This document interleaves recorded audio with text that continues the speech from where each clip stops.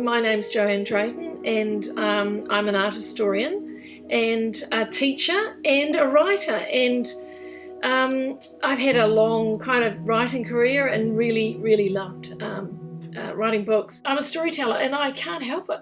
I just can't help it. I love telling stories. Rightio, so The Queen's Wife is a lot more personal than anything else I've written before, because it really basically is a slice of a memoir.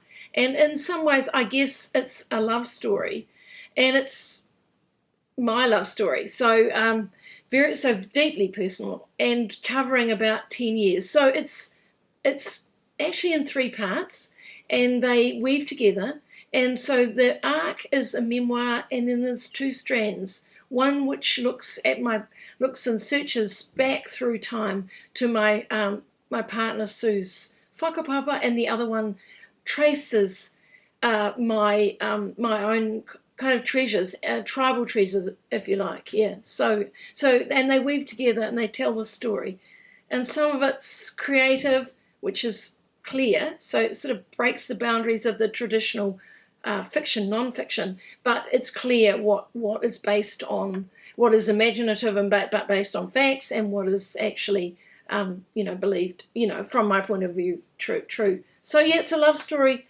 and it's kind of drew a lot more out of me than I ever managed to put in a book before. But yeah, it's been great.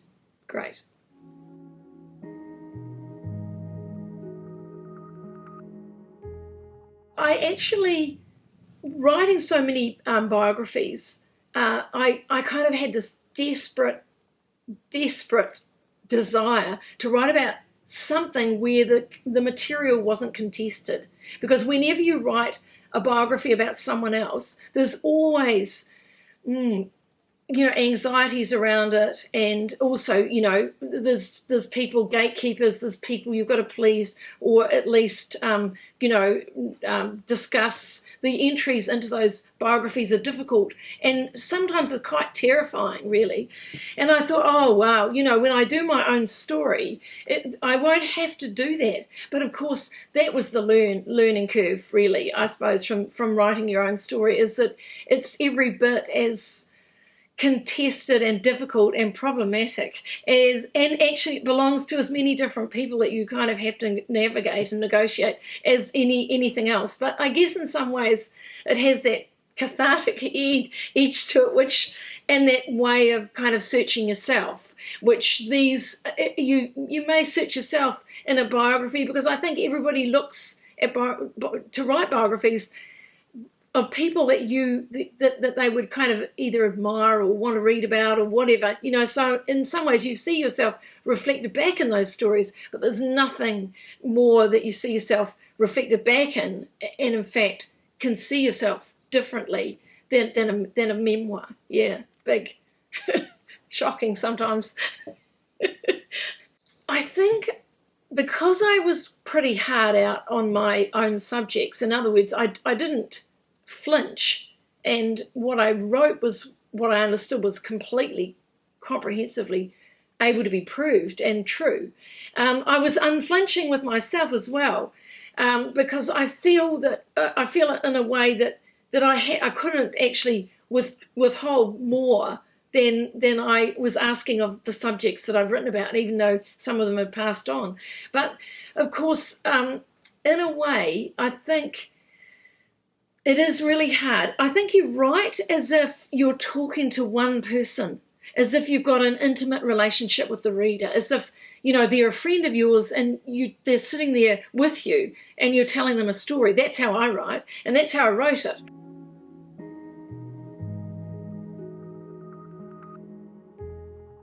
I think I wrote this in the sense of a matrix, because it's not linear in the sense that everything works in a linear stream, because it is woven. So it's woven together. And I love that idea of bringing together things, and they bounce off each other and they discuss things with each other, independent of you, in people's minds as they read it. So I really like that idea. And yeah, and it also gives you this opportunity to have the past talk to the present. And it's something I've done before. I did this with the Search for Anne Perry. I think the challenge, if you're going to write something that actually extends or challenges the boundaries of the whatever genre or work or field you're working in. I seek to push it, because I don't know. I just think, what can I do that either nobody's done before or not many people have done before, and how does that work, and how can that be? And I think I usually make those decisions around pushing the boundaries, around making a more animated, engaging, and kind of hopefully desperately interesting story, but you can never tell. I think I see it in in a double sense. I see the pieces together, woven together, which is, I think, a different kind of structure. So structurally, in terms of that, it offers a different way of putting a story together.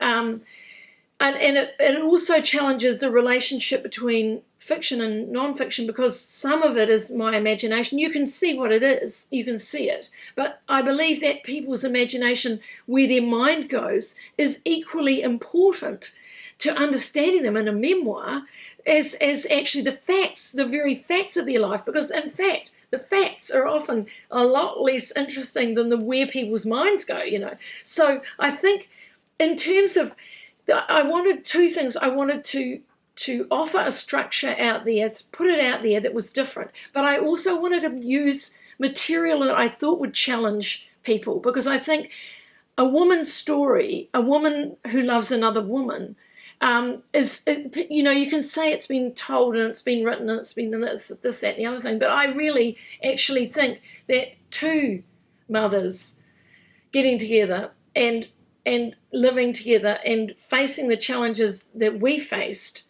and that Sue and I faced in the late 80s and 90s, when homosexual law reform had just really the cab had just left the rank, really.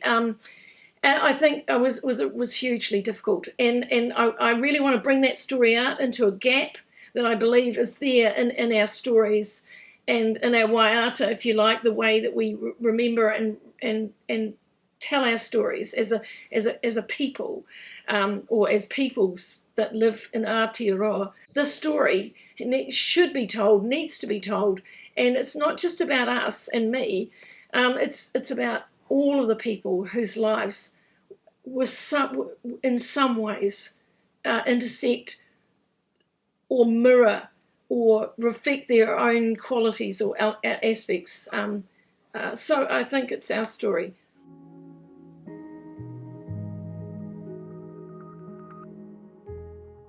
I think that period is very interesting because there is a silence around women's stories during that period.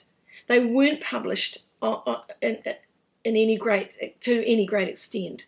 It was an embarrassing, awkward, difficult thing. There was nothing heroic about two mothers getting together. You couldn't kind of construct that in a way that sort of gelled with any publisher, or I think it was just a difficult, awkward thing, and people really didn't want to know about it. They didn't want to think about it. They didn't want to accept that might be something that's out there that they would have to contend with. There was just a blank, and it's really hard to be so invisible as a group. And I think that's what women of my generation were largely and have been, and therefore to some extent ongoing, have this invisibility, because there was just this kind of silence around women that loved women. And it was, it made life very difficult. You never saw it reflected in any part of your culture.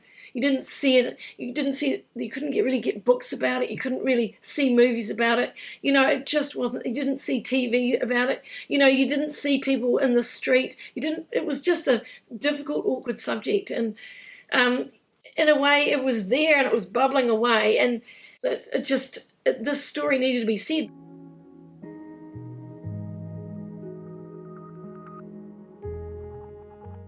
So I started carving my chess pieces in response to the Lewis chess pieces, which I'd admired intensely when I saw them in the British Museum. And so I started actually working with the chess pieces, and I guess they started to move into my life. It was like they took me over. So I had these chess pieces that I thought I didn't see as necessarily automatically related to a book I was going to write. But when I started to write the book, the kind of imaginative section was about the chess pieces, and I came to realize that the chess pieces was a brilliant metaphor for the way that my life had gone. Not only the moves of the chess game, which in essence are two opposing armies kind of working against each other. The chess pieces was my imagination. It became the metaphor for me understanding how my life had gone, and I had the sense that some parts of my life, some of the beautiful treasures in a way had been buried. They were buried, particularly because of my sexuality, because of the way that you're shut out of normal family relations, the way that you're constructed in certain ways that are not, I would say, not kind, not positive. So, you carry all of this kind of with you. And so there are losses when you come out. There are, particularly in my time, there were huge losses. So I felt that the coming out process, the loss of my identity, the loss of my child, was all part of the burying, the loss of a treasure, and the way that you kind of have to carry on life, because life is a struggle, and it's kind of cruel, and chess is a really cruel game, especially if you lose.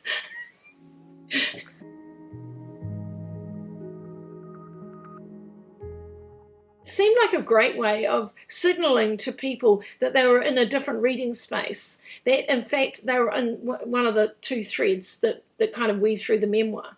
So there's three, but the memoir, if you count the memoir, is one of them. So it was a huge amount of pleasure. But I drew the Lewis chess pieces thread images, which are based actually not on my pieces, but on the actual original ones. So that was fun. I love illustrating. And my partner Sue, she did the Maori thread, which using some of my chess pieces that I carved for the Maori side, because the notion is bringing our relationship together, our peoples together on the board in the way that we have done that in New Zealand for a very long time, really.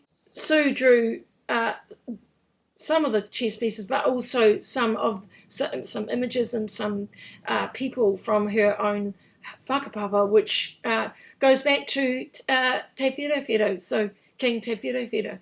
Yeah, so that was an uncovering as well. So the Lewis thread goes back in time, and the Māori thread pulls forward and comes forward.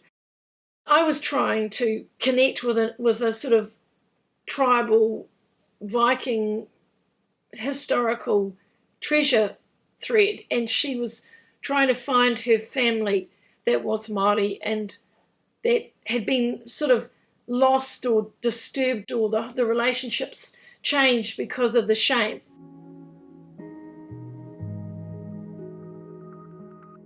I think if I had an essential message, it would be that it is an immensely difficult thing to pair with a same-sex partner, especially in the time that we did, and the difficulties resonate, but also for all people who suffer separations and divorce, for all people who, fall out of love, or maybe fall in love with someone else, or change their life dramatically, or even lose a partner sometimes. So I think it's there for all of us, those difficulties that we carry and the losses that we endure, to carry on. I think this was a story I really felt it was a burning story, and I do think that I needed to write it.